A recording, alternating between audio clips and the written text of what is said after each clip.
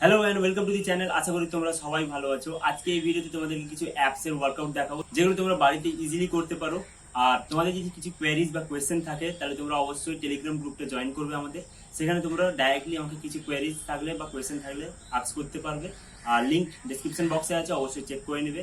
Plus যাদের regularly health articles পড়তে ভালো লাগে তো তাদের জন্য আমাদের অফিসিয়াল হেলথ ইমেজ অ্যাপ রয়েছে প্লে স্টোরে, সেটা অবশ্যই ডাউনলোড করতে পারো।